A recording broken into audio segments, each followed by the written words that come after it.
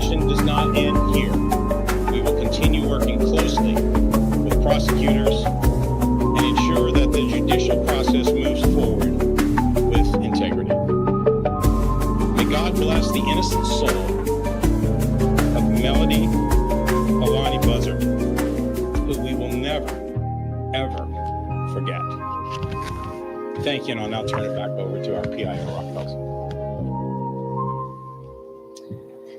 We have allotted some time if anybody has any follow-up questions. Again, reinforcing the fact that we do have an ongoing investigation, and while we're trying to balance transparency with seeking justice for Melody, so we do have an opportunity to take just a few questions. Yes, Crystal. Yeah, Raquel, I'm just curious, do you believe at this moment that Ashley acted alone? Or is there any potential belief that other suspects may be involved? So the question is, do we believe that Ashley acted alone in this homicide? I'll turn it over to Lieutenant Gottschall. Please step to the podium. Thank you for your question. Our investigation thus far has revealed that at this time, we don't believe that anyone else was involved. Right here, yes. Raquel, the sheriff mentioned the retrieval of cartridges. Yes. And live rounds. Is the murder weapon in evidence? So the question is about the location of the murder weapon, if we have that in our evidence or in our possession at this time. I'll turn that over to Sheriff Brown. Thank you. Yeah, the short answer is no. We do not have the murder weapon yet, but we continue to seek it. I'll come back to you for your follow-up question in just a moment. Go ahead, yes? Will this case be tried in Crawford County or elsewhere? Okay, so the question is where this trial will take place. I believe Sheriff Brown will have a response for that. Yes, the plan is that this trial will take place here, since the intent was believed to have been formed here in our county prior to going on this road trip and committing the actual crime. So we're going to have room for just a couple more questions. I'll volley back here. Yes? And for any of you, I know early in the investigation. All right, as you see there, really into the ending portions of that question and answer session as those officials are discussing the details of what led to Ashley Buzzard's arrest, as she's the 40-year-old mom who's been charged with murdering her daughter, Melody Buzzard. I do want to put this up on your screen as well here. Take this down so we're able to see it in full. But this is a statement that was from the Mint Hill Police Department, saying on December 26, 2025, at approximately 10:47 a.m., Mint Hill Police Departments are talking about an incident out of North Carolina. And so we wanted to make sure we wrapped up the story with Melody, but then this is also a report that we had coming out of North Carolina. And so we did just get this report in. It says on December 26, 2025 at approximately 10:47 a.m., Mint Hill police officers responded to an edible arrangement located at 6832 Matthews Mint Hill Road regarding a child custody exchange. During that interaction, the male subject produced a firearm. An exchange of gunfire occurred and 2 Mint Hill police officers were struck.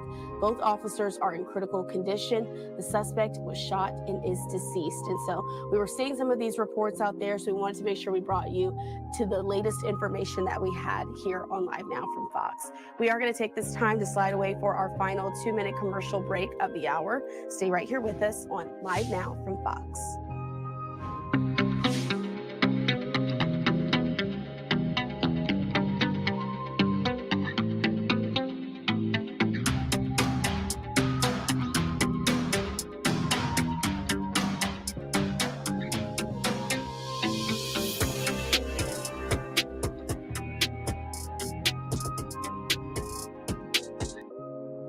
And against Baltimore in weeks 17 and 18. Metcalf is also going to have to forfeit $555,000 in his salary. That suspension will also void a $45 million in future guaranteed money, according to his contract. And so we do know that Metcalf has since appealed the suspension. Right now, the NFL is choosing to uphold it. But the NFL did say that they will be in touch with the Lions regarding the fan code of conduct. To this point. Sam, thank you so much for taking the time to be here with us today.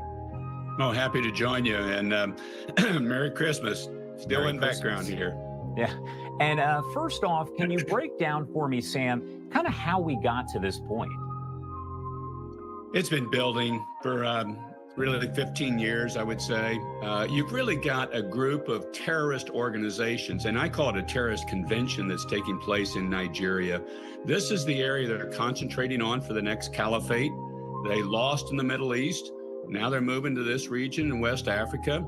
They've destabilized several governments in the region. You've also got the Chinese and the Russians meddling in this region.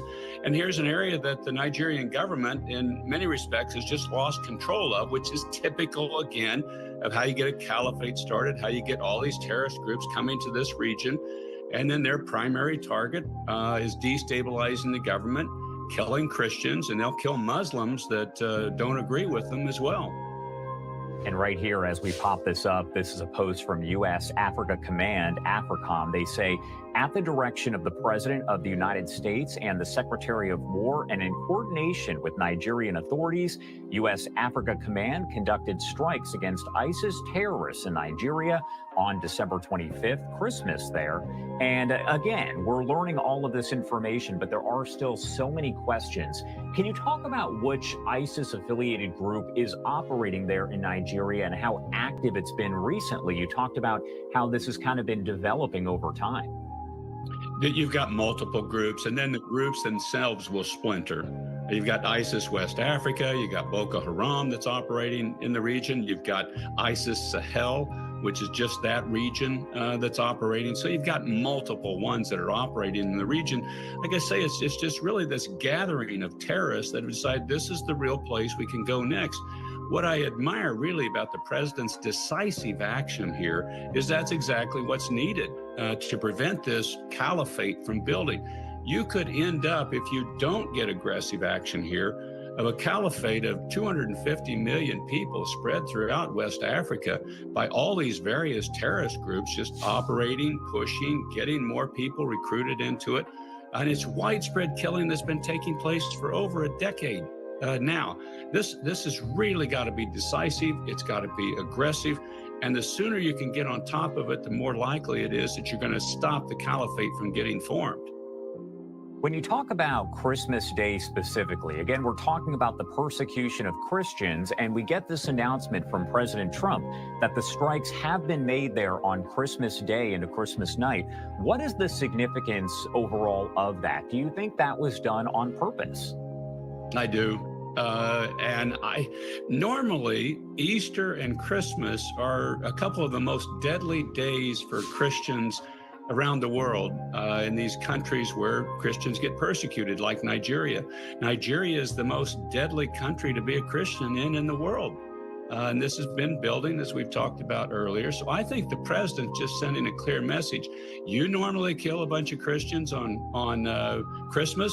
We're going to strike back at you on Christmas so that you feel what you've been giving to Christians all this time. And I think it's a message to these terrorist groups around the world that persecute Christians.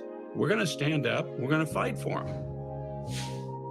When you talk about just what could happen here as the days progress, the weeks progress, is there any sort of danger now of retaliation against U.S. personnel anywhere across the region, across the country there, across the world as a result of this? What would you say? Oh, there is. We better be on heightened alert, particularly in those places that are on the front line type of countries, like this Middle Belt in Africa is one that you certainly would want people to be on high alert at this point in time, because they're going to say, we want to retaliate. Some of these groups want to draw the U.S. Into this, and this is kind of a showing of their abilities that they claim as jihadists. But yeah, you really want to be on alert at this point in time. And you don't know how much armament these groups have from Iranians, how much they've connected with them, how much they've connected with other countries that can supply them weaponry. As far as U.S. relations there with Nigeria, where does all of that stand? And did Nigeria help out with this? Does this have any sort of impact on the U.S.-Nigeria relationship? When talking, of course, not about ISIS in Nigeria, but the Nigerian government. I was pleased to see that this was done in cooperation with the Nigerian government. I was concerned that we were just going to go in and they were going to go, wait a minute, we don't want this. They are losing control of the country. That's one of the big problems. There have been 3 countries where regimes have fallen in that very region of that Sahel. So this is not, some sort of moot question. This is in the air and it's in the region and the atmosphere. So them working with the United States hopefully will help stabilizing. But long term, the Nigerian government has to get serious about protecting these Christians in their own country. They've been murdered, they've been killed, they've been pursued, they've been hunted down, they've been kidnapped. Schoolgirls have been kidnapped for a long period of time. And the Nigerian government has been feckless in their response. So I think we've really got to get at a long-term solution in this situation, not just some military strikes, which are important and show the resolve of the United States on this, but we've really got to get at this on a long-term basis and allow the Christians to be protected in Nigeria and throughout that region. And this is actually from Secretary of Defense Pete Hegseth, who also is known there as the Secretary of War in the Trump administration. The president was clear last month the killing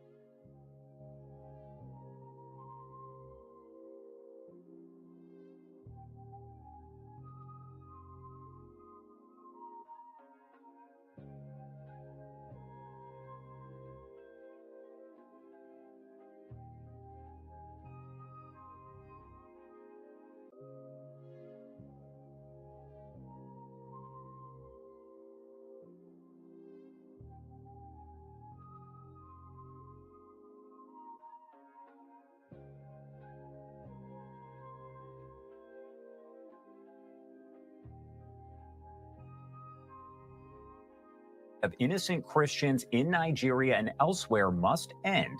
The Department of War is always ready, so ISIS found out tonight on Christmas. More to come. Grateful for Nigerian government to support and cooperation. Merry Christmas. As far as all of this developing, is there anything that maybe people misunderstand about all of this, the entire situation as it does develop? I think it's easy to misunderstand the gravity and the magnitude of the potential problem in this region. This thing is a powder keg.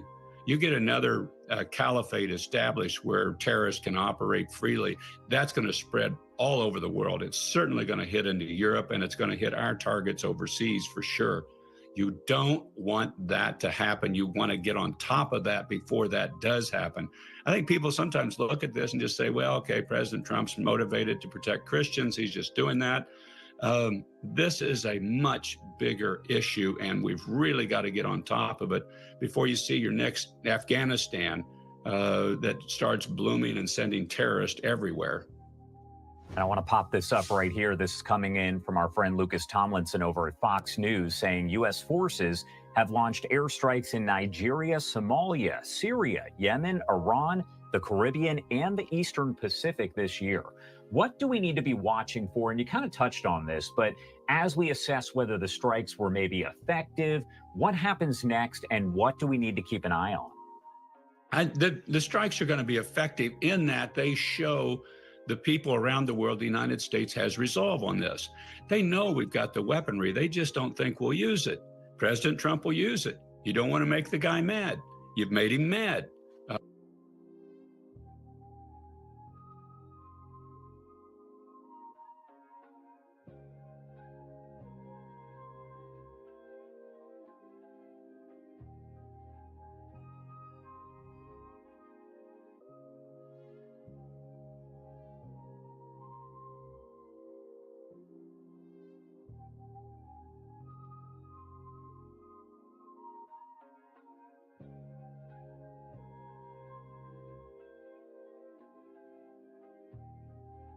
and now he's striking back at you. I think people really need to see the the magnitude of what this is really all about, and it's about stopping this next buildup of terrorism that we've had so many problems with and spent so much money trying to subdue around the world.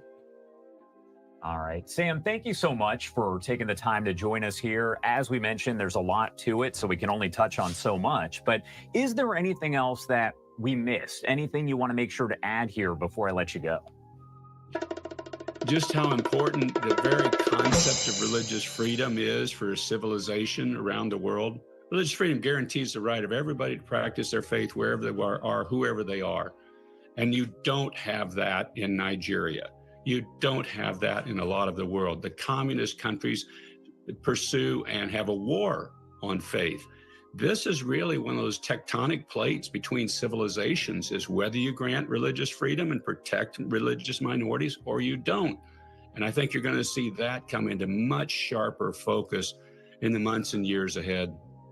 All right. Sam, thank you again for being here with us and helping to break it all down. We definitely appreciate it, and I'm sure we'll have you back very soon. My pleasure. God bless. And I do want to take you out to a breaking story that we are following here at this hour. This is all coming in as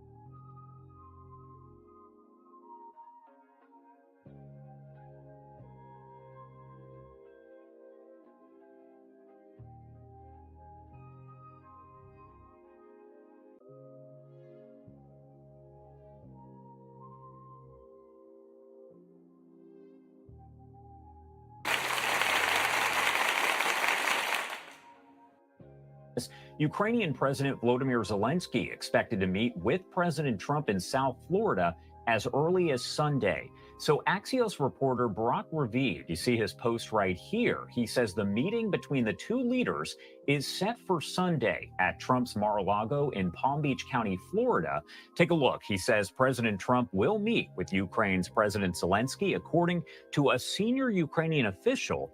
The existence of the meeting indicates significant progress in the negotiations over Trump's peace plan. Now, we also heard from Zelenskyy a bit earlier on today. He said that they reported on the latest contacts with the American side. We don't waste a single day. We've agreed on a high-level meeting with President Trump in the near future. A lot can be decided before the new year. Glory to Ukraine. Zelenskyy added that he had a, quote, good conversation with U.S. Special Envoy Steve Witkoff and President Trump's son-in-law, Jared Kushner. President Trump has been working to end the war between Russia and Ukraine following Russia's invasion, which happened nearly 4 years ago. But his efforts have run into some issues since all of this kind of unfolded. Now, Zelenskyy did say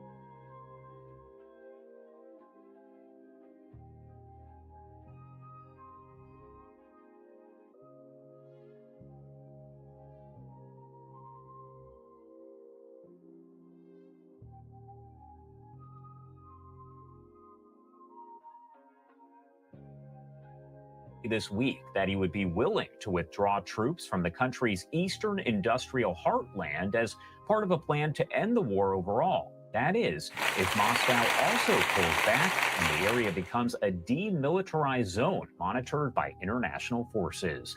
Also important to note,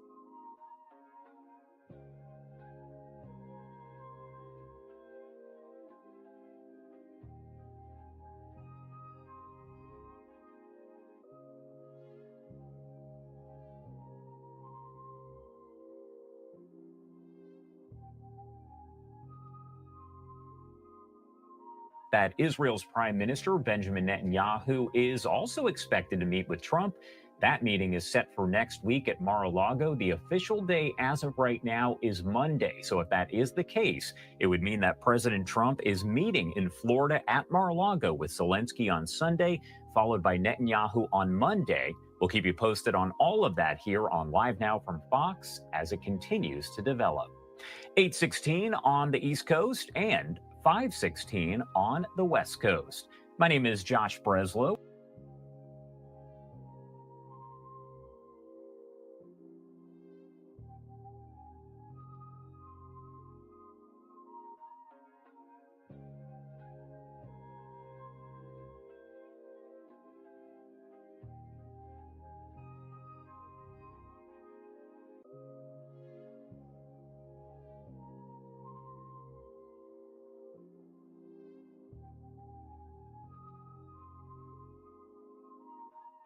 Criticizing their choice, but rather it's something that just doesn't work for us, but we'd like to get something that might be a little bit more suitable.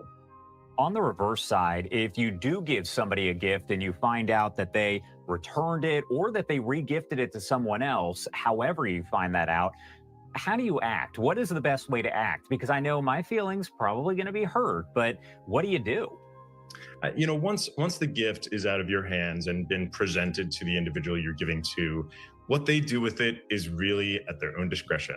If they give it to charity, if they regift it, if they throw it in the garbage, frankly, our feelings certainly will be hurt, but it's important not to make an incident out of it. We've got to remember, we simply can't be great gift givers 100% of the time. Sometimes there are fails.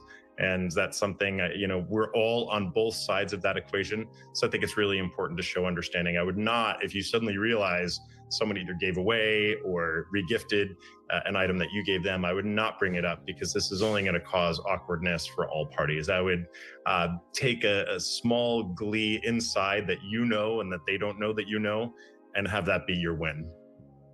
I accept that. And also, again, you don't want to hurt anyone's feelings. So that's what's most important. And that's why I'm glad we have an etiquette expert who can help break that down.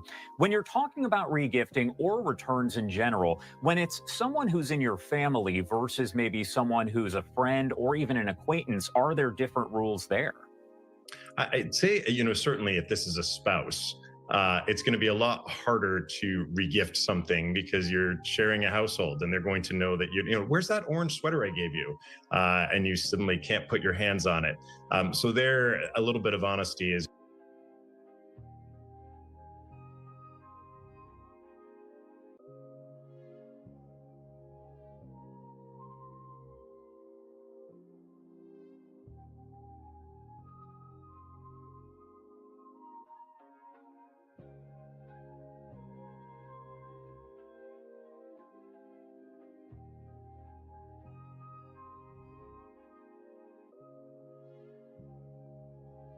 going to be vital. But if it's someone that your long lost aunt that you see once every 5 years, probably not as much of a concern. So I would say the closer the relation to you, hopefully you have a relationship that's honest and that you feel you can share things and that no offense will be taken. The closer you are, and if you're cohabitating, it's going to be really difficult to not be 100% transparent. I'd also say the same if someone's given you a gift where they spent an exorbitant amount of money on something, and that, and especially if it was beyond what their means should allow, This could be a conversation too, where, gosh, I so appreciate this, but I can only imagine this really cost a lot. Are you sure you wanted to spend that much on me? Maybe we could find something else together that wouldn't be such a budget breaker. That, I think, is also a sensitive, a thoughtful conversation to have with someone who you're very close to. And then on that same note, how do you navigate the potential stress that comes with all of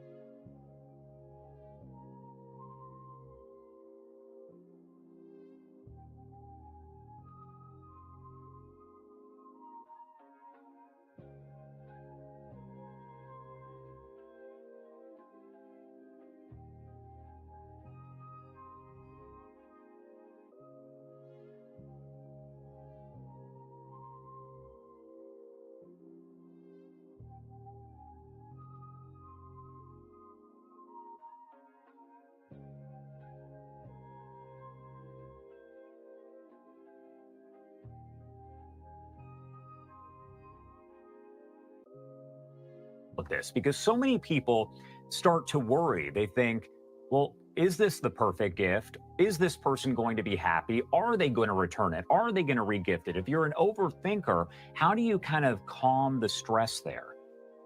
I think it's important to remind ourselves not, I actually had a conversation with Martha Stewart once, and I asked her whether she had finished her Christmas shopping. And she looked at me and she started laughing and she said, shopping, I make all my gifts.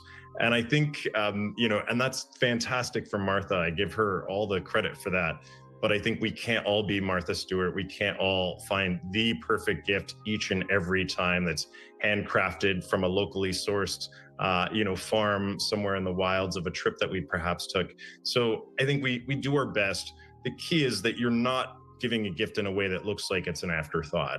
If it's something that you grabbed at a convenience store and, because it was the only place that was still open on Christmas Eve, 5 minutes before they closed, it's going to be pretty evident that's what you did. So I think as long as you gave it your best attempt, pay attention throughout the year to the things, to the little hints that the person says about the things that they like. Look at their social media accounts. What brands do they wear? What electronics do they use? These are all going to be, what authors do they read? These are all going to be cues as to how to find something that's meaningful. And even if it's not a hit, the fact that you tried, we know the expression, it's the thought that counts, and that truly is the case. I want to show you some of that damage that we're talking about. Just take a look here. We're in the Woodland Hills neighborhood in the San Fernando Valley, and this is a large eucalyptus tree that came crashing down just after midnight here. It blocked the road, also taking down a power line when it fell.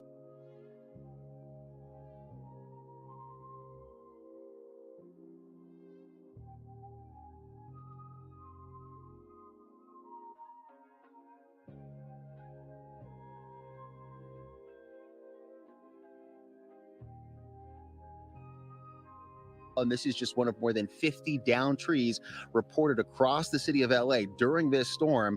And now let's show you what conditions have looked like around the valley. We're in it this morning here. We saw the rain and ponding here in the Woodland Hills area. Soils already saturated after record rainfall earlier this week. And another surge of rain is moving through today.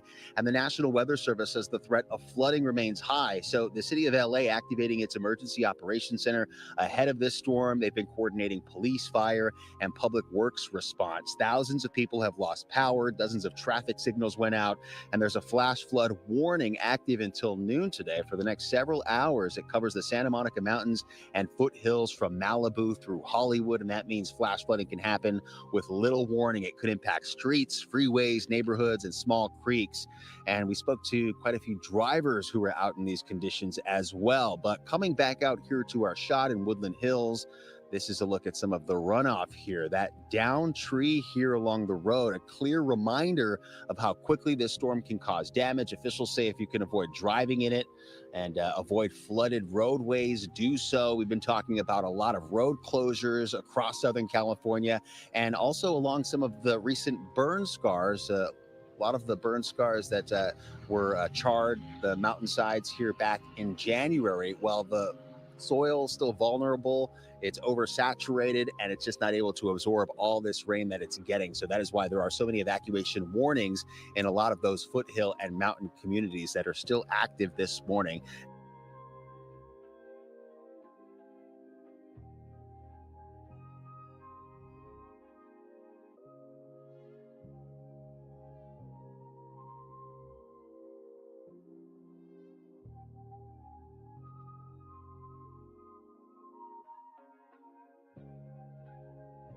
as it continues to come down here, Christina. For now, we're in Woodland Hills. We'll send it back to you. All right, we certainly appreciate Mario for joining us here on Live Now from Fox. Please try to stay dry. I know it's going to be a challenge over the next few hours, but we appreciate you for giving us the latest update. All right, Thanks, wanted Christina. to make sure Nice we talking brought to you. that to you here on Live Now from Fox. We're going to slide away for a first 2-minute commercial break of latest information. Still a lot of questions at this point. Hopefully today we'll get a little bit more information from the Houston Police Department as that investigation is ongoing. And so the chief did say that it was unknown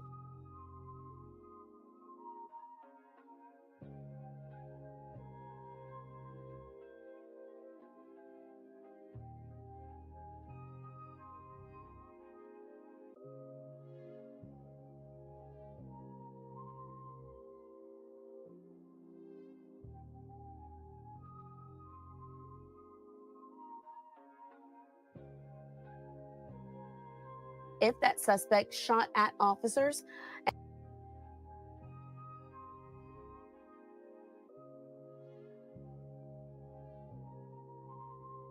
And police have not yet stated what exactly happened before the shooting. The only thing that we know is that he encountered a woman who said she thought her car had been hit inside of that apartment complex.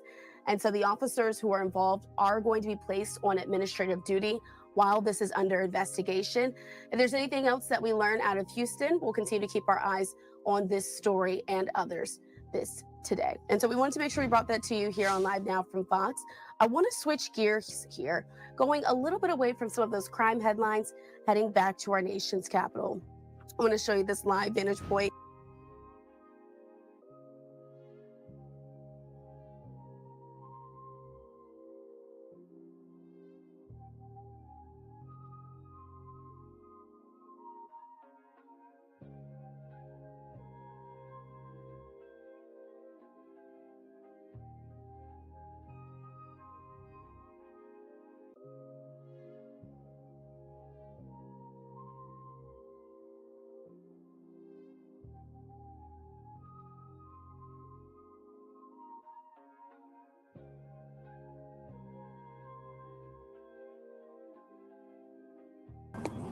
What's going on, bro?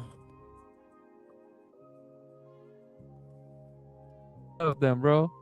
I don't have a webcam here, bro. So Hey, make sure you freaking react to it, bro. That's the key. You have to make a reaction video or else. Look, remember, Kev, that guy got demonetized because he freaking just playing video without reacting to it. Now he got in trouble for reuse content. wait. Oh shoot, I wasn't in on stage. That's why I keep like, man, my bad. I wasn't on stage, bro. I was just Hey, make sure you react to it, bro, or else you're gonna get reused content. My bad. Hey, What the heck? I was giving a shout out. That's why you're my admin slash. Man, it's a good thing you're there, bro. We're troubleshooting. We're You're having about to technical get difficulties. But it says right here, bro. See? Kev's page, because he always play video, he automatically got demonetized last week. Let's see. Shout out Kev, bro, for being a rookie. Rookie. Exactly my point. Listen to me. They thought you can just play video other people content. No. You have No, to pause it. You have to make a reaction video to it. You can't. And so you fall under fair use content. The moment that you think you're reusing somebody else's content, you wanted to make it, you don't have no originality. That's what happens sometimes. Thank you, Boji, for fixing the technical difficulties, and majority of that is user error. And my problem was I wasn't on stage and I was speaking to the microphone, bro. I thought I was reacting already. I was reacting on my own. Okay, I got But hey, what do you think Go about play it, bro. So the rule is what? The rule is what? 20 seconds, 30 seconds, so that you won't fall. Under you have to under a pause minute, it. You bro, cannot or just let it go like that.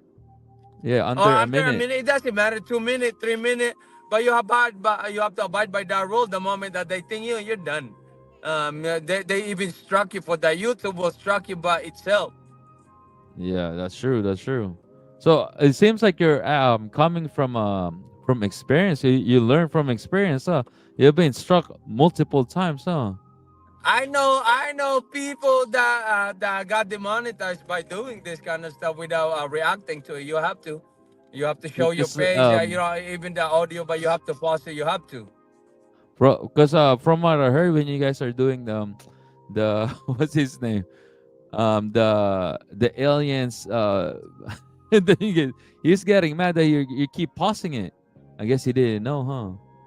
He didn't know, yeah. He didn't know the rule of YouTube, and he probably knew the rule, but he want you to get burned by it. We don't do that kind of stuff. he's trying to get you. Did you see Caillou? Caillou pause it every, you know what I mean? So that's the Yeah, rule of yeah. it. That's You what have I to learned from pause it. You Caillou, have to bro. react to it.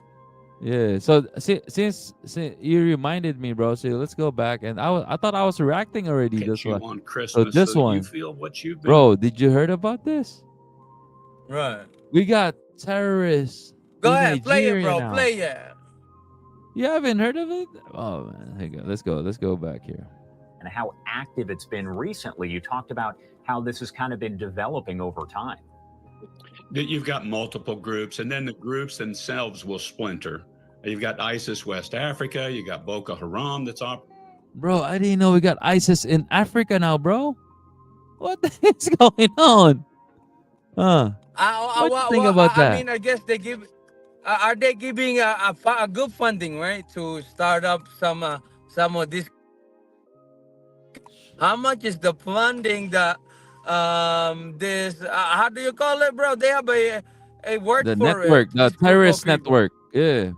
right? They giving funding really if you have a group of people. Because remember, in the Philippines, Uh. from what I heard, the Dutertes are, they're going against MILF, bro, the MILFs. No, you cannot go. You cannot go, especially at the Philippines against MILF, because we, as a government of the Philippines, we giving They're part of it. 100 million, 100 million budget so that the terrorist people won't burn the communication system of the Philippines. You know that, right? But the thing is, I would say, bro, behind the scenes, wh- you know what happened with Al Qaeda, with the U.S. itself, bro. So that guy was a double agent, Osama bin Laden, bro. Right? Remember that CIA agent, bro? He was maybe he wasn't a full agent. He was like one of the informant. I got you. So that's what happened, and then apparently this guy was the leader of freaking Al Qaeda, bro. So what you can say about that, bro? Man, look, I'm not. I don't know anything, bro, when it comes to that. Really, you know what I mean? Like, I don't know. Di ba, according to the understanding, even he himself studied to become that person here in the U.S. Right? We trained him to do that. That's what I'm trying to say, bro. He was I'm saying for you to become an informant, you gotta, I guess, to have a certain training, And apparently they didn't did background check, bro. If you become an informant, or even just to being, part of CIA or work with CIA, they gotta do research, bro. So I guess apparently this guy was the Pero, leader, hey, bro. let me get back to you, my brother. May ano lang ako. Yeah. I'll Go come back. ahead. I'll Thank you, come thank up. you. I appreciate you. Drive safe, Hey, Moji, make sure and you react to it and don't get yes. thing strike on that. Thank you for thing. your Go time, ahead. Moji, and our Salute. Stay safe there. I know you're out, and let me put you down so we can remove, so he can focus on his driving. And like he was saying, all this issue with the budget, and this is we're talking about like the budget, not just with the American or the legit like the terrorist budget. They do have budgets, and it's sad to say that the what do you call this, legal or illegal money talks, right? I'm saying it's like terrorist groups, and the politician, they're probably having behind the door stuff that's going on. So let's keep playing this, and because my baby here is reacting. You see, let's play it. Operating in the region. You've got ISIS Sahel, which is just that region that's operating. So you've got multiple ones that are operating in the region. Like I say, it's just really this gathering of terrorists that have decided this is the real place we can go next. What I admire really about the president's decisive action here is that's exactly what's needed to prevent this caliphate from building. You could end up, if you don't get aggressive action here, of a caliphate of 250 million people. So like going back to what I said earlier, I didn't even know there's terrorist ISIS in Nigeria, and majority of the what do you call this, the issues here are religion. They use religious as front to become extremists. So that's wild, huh? Spread throughout West let's keep Africa going. by all these various terrorist groups just operating, pushing, getting more people recruited into it. And it's widespread killing that's been taking place for over a decade now. This has really got to be decisive. It's got to be aggressive. And the sooner you can get on top of it, the more likely it is.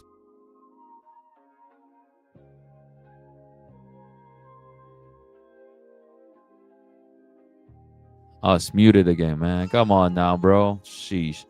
But anyway, yeah. Before the Sam Brownback was saying, before this caliphate becomes a big and aggressive, you gotta chop it down early, before they can have a hub, before they can become powerful and brainwash people. And I was looking at them because I just look what's a terrorist group. There's I look Google terrorist group, and so there's ASG, Abu Sayyaf group. So Abu Sayyaf, we have that in the Philippines. That sounds familiar. When I was there growing up, we got Afghan Taliban. Oh, so we got the Taliban, and what else? Al Qaeda. So there's two Al Qaeda, huh? AQ, Al Qaeda core, and then there's Al Qaeda in Arabian Peninsula, AQAP. Man, Al Surah Front. We got Al Sahabab, Ansahar Al Sahir, Ansahar Al AMB. Man, there's a lot, bro. Oh man. So if you go to I'll show you guys, since here, let's move, stop share screen, then I'll show share screen. Here we'll see the terrorist group right here.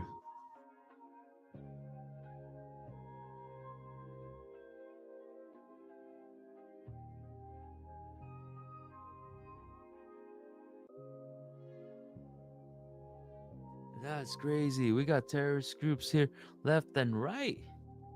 Left and right, we got terrorist group. So even in the Philippines was the first one, because that's Abu Sayyaf, and then Taliban. So it's good to see here. Just you see a picture instead of me just telling you, and so here we got in Pakistan. Oh man. I guess the Al Surah front is in Syria. So we got some in Egypt too. So we got some in Egypt, and yeah, that's wild. That's wild. Hey, shout out to the 4 people that's here. Thank you for coming. Thank you again, Boji, for keeping me straight with the live. I didn't know that. I was just playing videos. Oh man, that's wild. That's wild. But hey, comment down below. How was your Christmas and everything? But yeah, this is breaking news. U.S. launched strike against Islam in Nigeria. I didn't know that's going on, huh? That's wild. Let's switch. Let's switch the. Oh shoot. Stop share screen. Oh, 1 second.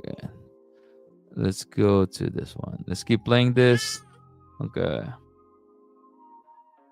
That you're going to stop the caliphate from getting formed.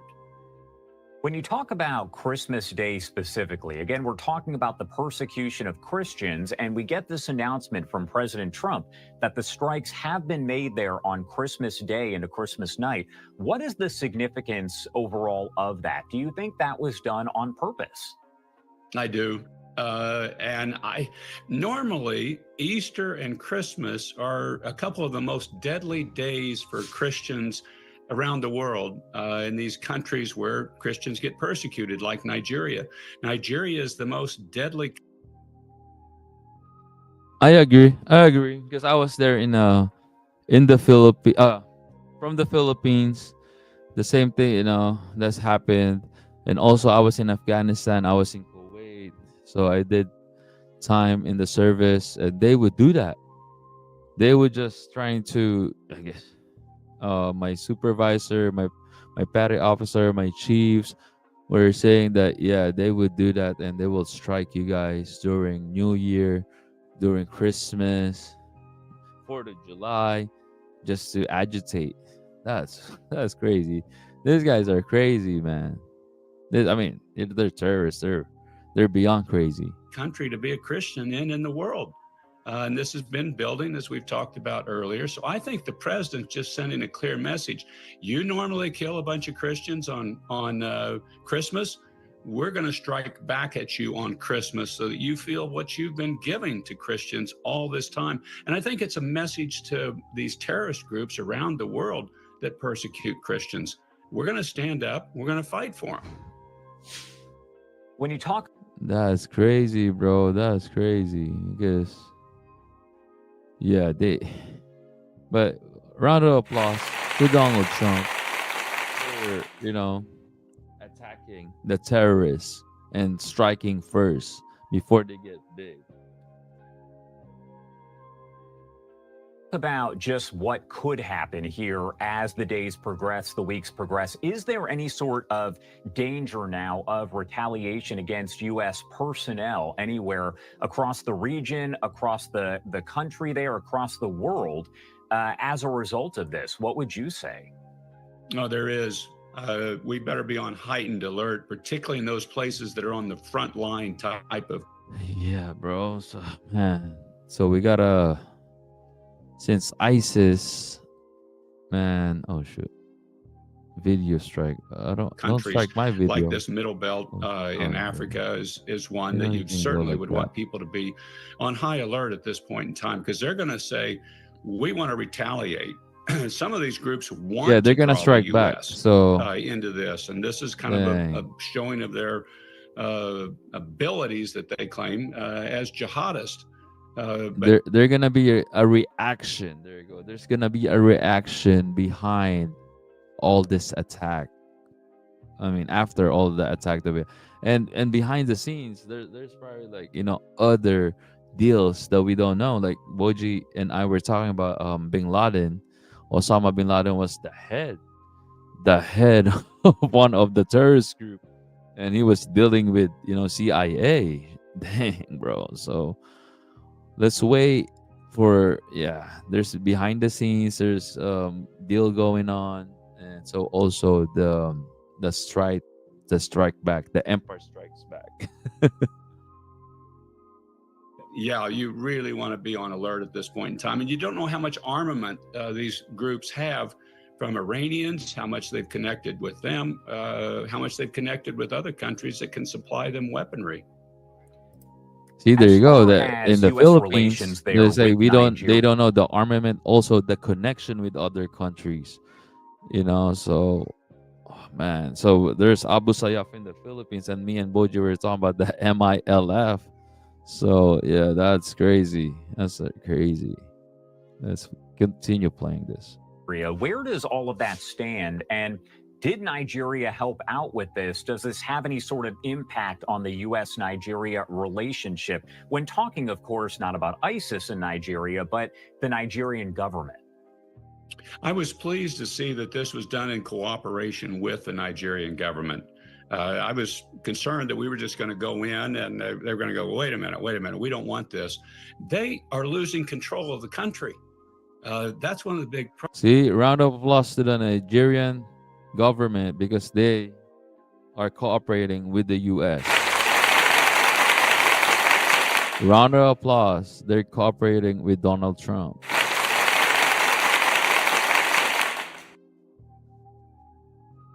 Problems. There have been 3 countries where regimes have fallen in that very region of that Sahel. So this is not, some sort of moot question. This is in the air and it's in the region and the atmosphere. So them working with the United States hopefully will help stabilizing. But long term, the Nigerian government has to get serious about protecting these Christians in their own country. So there you go. That's a key word from Sam Brownfield or something. Brownfield. They gotta be serious. They can't be just lukewarm. They gotta be full in. And yeah, this is not just about religion. This is, human life or human people's lives that at stake here. And terrorist groups they just using Muslim as a front to advance, or Islam faith as a front to advance their propaganda. So yeah, it's crazy. Country, they've been slaughtered, they've been killed, they've been pursued, they've been hunted down, they've been kidnapped. Schoolgirls have been kidnapped for a long period of time, and the Nigerian government has been feckless in their response. So I think we've really got to get at a long-term solution in this situation, not just some military strikes, which are important and show the resolve of the United States on this, but we've really got to get at this on a long-term basis and allow the Christians to be protected in Nigeria and throughout that region. And this is actually from Secretary of Defense Pete Hegseth, who also is known there as the Secretary of War in the Trump administration.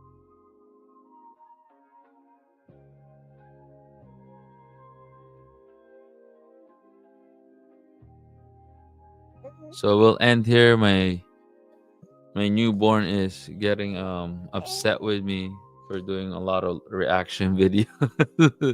And I guess we're learning from our mistake. And I guess we'll end here. The president, this is Pete Hegseth was saying, the president was killed last month. This is the Department of War secretary. Okay, we're going, baby. We're going. Okay, we're out, guys. We're out.